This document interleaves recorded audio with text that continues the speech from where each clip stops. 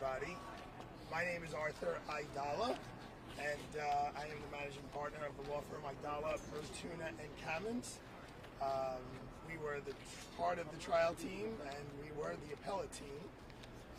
Judge Barry Kamens and Diana Fabi Sampson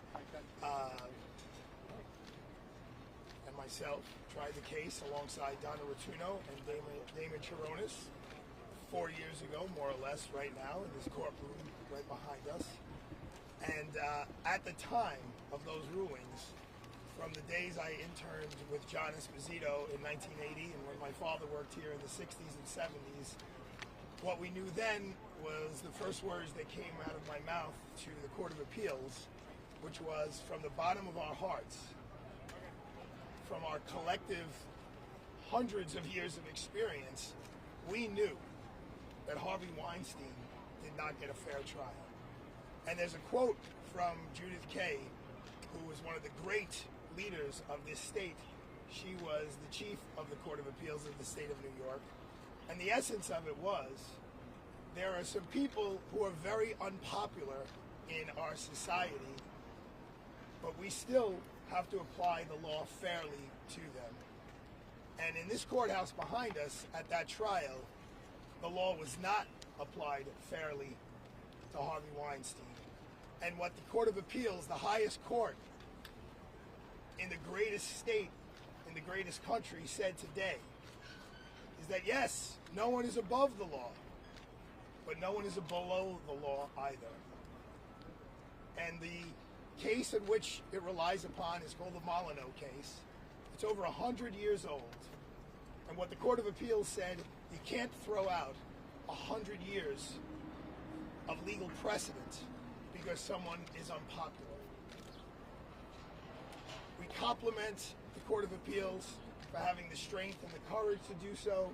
We compliment the former Chief Judge of the Court of Appeals, Chief Judge Janet DiFiore, because she's the one who gave us access to the Court of Appeals. It is not often, it is not automatic that a criminal defendant gets access to the Court of Appeals. And Chief Judge DiFiore, who's been a fighter for women's rights throughout the course of her career, stepped up and said, no, there's a problem here that my colleagues on the bench have to examine. And they did examine it. And Judge Jenny Rivera, who has spent her entire career in the law as a professor, as a judge, fighting for women's rights as hard as she possibly can, wrote this decision. And it may sound like it's an exaggeration, but it's not. Today's legal ruling is a great day for America because it instills in us the faith that there is a justice system, even though there's 100 cameras around, that a judge will sit in her chambers and look at the law and look at the precedent without fear or favor and say, I don't care who the defendant is. If it's a former president of the United States or the most storied Hollywood producer of our generation, the law applies to everyone. There was a over 100-year precedent that was thrown out by the intermediary court of appellate court that said the Molyneux ruling, which is allowing people who a defendant is not charged with to come into court and testify. They said it was okay in the Harvey Weinstein case. But today, Judge Jenny Rivera, a real hero for women on this planet, said you can't convict someone based on their entire life and everything that they've done in their life. You can't allow more witnesses to come in and testify against the defendant than the defendant is actually charged with. You can't do that. What Judge Rivera wrote, over a century later, we reaffirm that no person accused of illegality may be judged on proof of uncharged crimes that serve only to establish the accused's propensity for criminal behavior. So the Court of Appeals deserves a tremendous amount of credit for doing this, based on the law, not based on opinion polls, not based on popularity contests. And let me tell you something about Harvey Weinstein. From the moment I met him at his office in Midtown, he profoundly declared his innocence. He said, if you're going to represent me, you need to know I didn't rape anyone, I didn't sexually assault any of these women who I am charged with. He said the same thing to me today. He also said the same thing to me when the verdict was read and I sat next to him, and he said, Arthur, how could this happen? I'm innocent. I'm innocent. Because of this ruling, Harvey Weinstein will now be produced from where he is in upstate New York back down here to this courthouse. Obviously, there will be a new judge. There will be a new prosecutor because the former prosecutor has retired. To her credit, Jonah Luzzi, a very classy move for a lawyer, called and acknowledged the decision today and was very classy about that. She deserves recognition for that because that's how the justice system should work. So Harvey will be here. We will be announcing ready for trial on the first day we walk into that courtroom, because we are. And Harvey will, under this new ruling, be able to take the stand, will be able to tell his side of the story, and be very consistent with what he said all along, which is, yes, there was a sexual encounter between me and Mimi Haley, but I never forced her to do anything.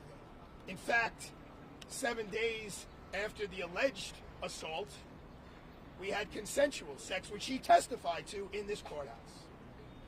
So this today is not just about Harvey Weinstein, far from it. We've gotten calls from so many defense attorneys, from the greatest in terms of defense attorneys of Ron Kuby to retired judges, saying you did a great thing for America. We did it. Diana wrote the brief with Judge Kamens. We tried the case together. I argued it. It was a group effort. Craig Rothfeld, who's been here, he's the prison consultant taking care of Harvey throughout. It's been an absolute team effort. But this was so much more than Harvey Weinstein for us and for the justice system. And we are relieved. Everyone's like, are you happy? Of course, we worked very, very hard. But we're relieved that our system of justice wasn't perverted. You know, this was a case about perversion. Well, in that courthouse at trial, the laws were perverted because there was so much pressure, because Harvey was the face of this movement, that he had to be convicted under any circumstances, even if you have to throw the rule book out the window. And luckily, the judges of the Court of Appeals in the state of New York, our highest court, said no. That perversion in the state of New York, in our criminal courts, in our justice system, will not stand. I'll take some questions. Arthur, Jack Morford from the New York Post. 2 questions. First of all, how did Harvey react to the news? Did you tell him, and if so, what was his response to you? And secondly, what will be the logistics in terms of him moving prisons, given that he still has the Californian conviction over his head? I never anticipated those questions, so I really don't know the answers. Did you talk to him? Did you break yeah, the news? so here's, so we're not in a rush. We don't come back from lunch for 15 minutes. Judge Kamens today is lecturing at the Brooklyn Bar Association. They're also having a suit drive for people who need some clothing. So I was actually in my closet picking out a couple of suits to give to charity when my wife called me, and I mistakenly didn't take her call, and then Judge Kamens called me, and we did not expect the decision to come out today, so we were in shock that the decision, first of all, came out, and then relieved by what the decision was. But we didn't hear, it's not like I could pick up the phone and call Harvey in prison until about, I think it was a little bit after 10 o'clock a.m. when I got the call, and it was Harvey. And, he just heaped praise on me and our whole team. And he said thank you more times than I can count. And I'll talk to you about how he found out in a moment. But I do want to say this about Harvey. He after the oral arguments in the Court of Appeals, he called me. It was like a week later maybe, because he wasn't able to see it right away, but eventually he saw the oral argument. And he called me and he said something that any lawyer would want to hear. He said, Arthur, no matter what the outcome is, I know that you and your team did everything you possibly could to try to save me. And no matter what the outcome is, I will never blame you. And as a lawyer who has someone's life in their hands, you can't ask for more than that. So I appreciate him saying those things. Apparently what happened was he was in the facility today. Someone just walked over to him and handed him a piece of paper. I believe it was from the Associated Press, and he said it was like 2 sentences. It just said Harvey Weinstein appeal reversed, conviction reversed. And obviously he has some friends in there now.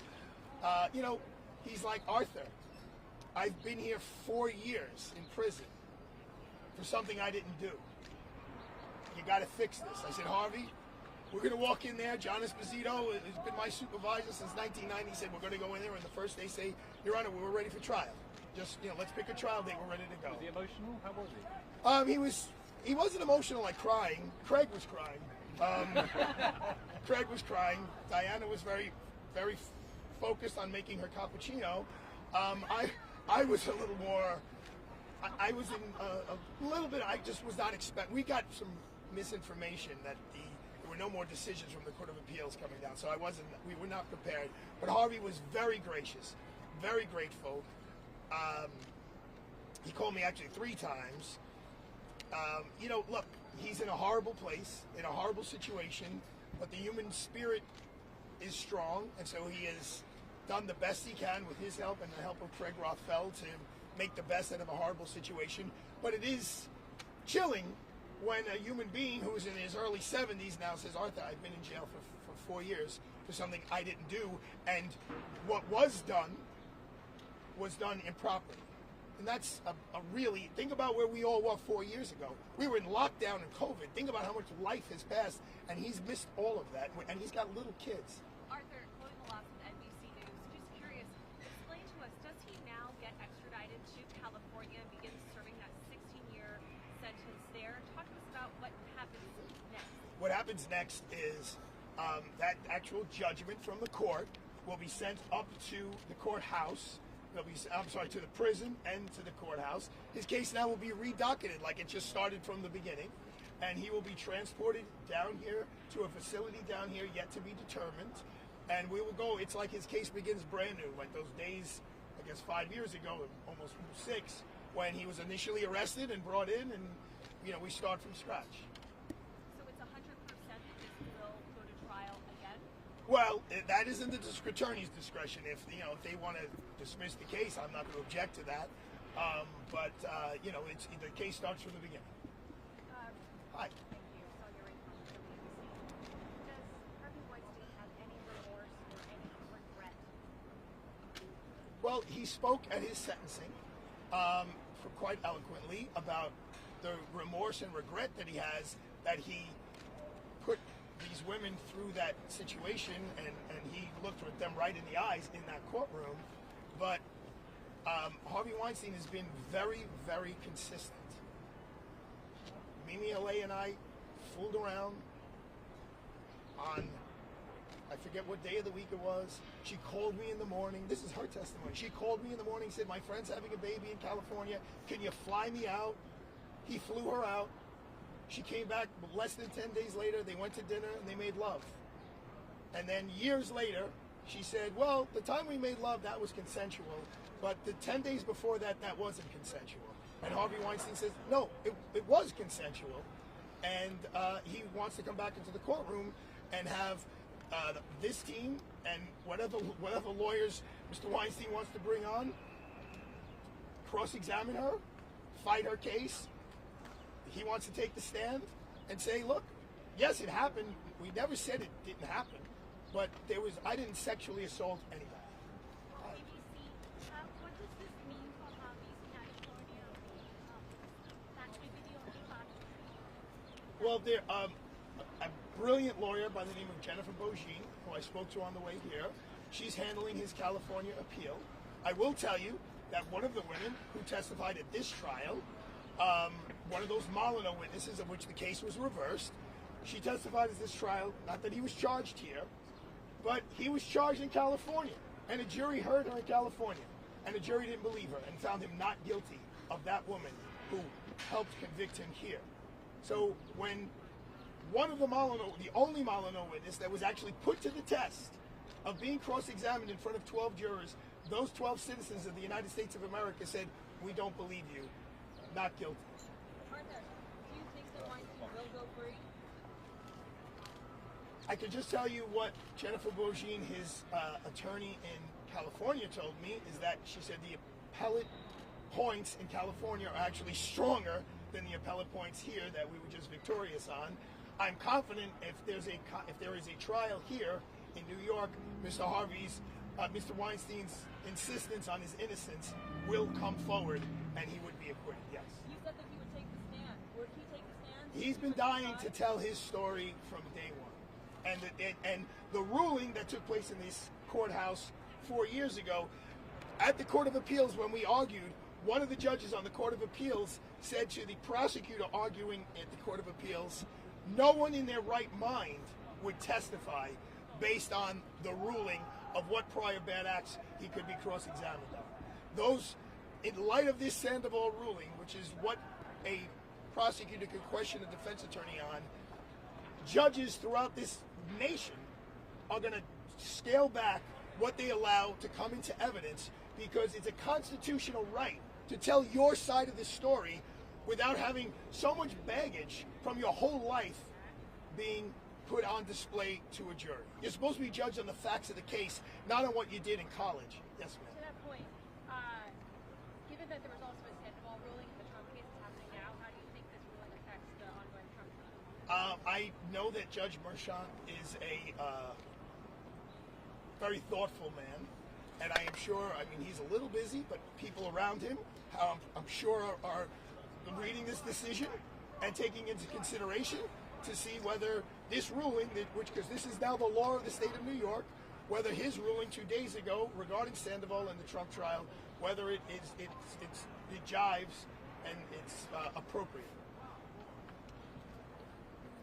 Yes, ma'am. Last question. This is Natalie Nieves, CBS News. Do you know if and when Harvey Weinstein will be transferred to California? No. Yes, it won't be until he's finished with his business here. So, in the light most favorable to the defendant, that's what we say in the courtroom. In the light most favorable to Mr. Weinstein, he'll be brought down here, he'll be housed here somewhere, and we will go to trial, or the case will be dismissed, and then he will deal with what's going on in California. Does he stay in prison or will he return to jail? Where will he be? Prison or jail?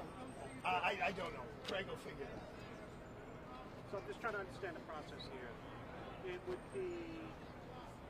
There would be no new grand jury indictment, correct? Correct. It all starts as if he was already arraigned, and from that This point all forward- starts like he was arraigned on the grand jury indictment.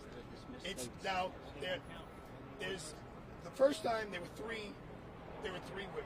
He was fully acquitted of Annabella Shior, so that can't be brought back. That's double jeopardy. He was acquitted of the top count against Jessica Mann. There was a lower count of Jessica Mann. I do not believe they're going to go forward on that.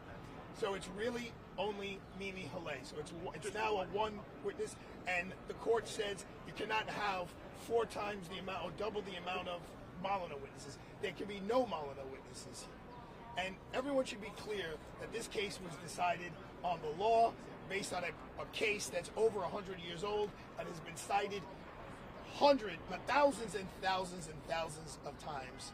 And it was written by a judge who we have the utmost respect for, we've always had, who is really a champion of women's rights. And we only got to the Court of Appeals from the former Chief Judge, Janet DiFiore, who's another champion of women's rights. So obviously, all of us here, from Diana and my wife, who's a partner at the firm, Marianne Bertuna, down to my 2-year-old daughter, of course, if a woman is assaulted in any way, shape, or form, I'm the first one to go after them and take them down. But when you get into this building, the law applies to everyone, from a murder case to a falsifying business records case.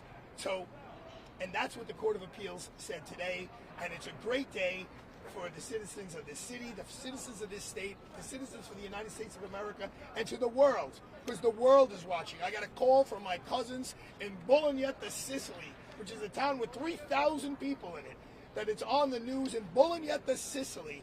That's how important this case is, that America will uphold the laws of this land for everyone. No one's above the law, but no one's beneath the law either. Just to be clear, one of the attorneys for the accuser said courts routinely admit evidence of other uncharged acts where they assist juries in understanding issues concerning intent, modus operandi, or scheme for defendant. Where is the line where those witnesses? So, okay, that's a great question. It's maybe a little difficult for me to answer because we did argue in front of the court for over an hour. But the bottom line is, Molyneux witnesses come in to help jurors understand what's going on or to identify someone.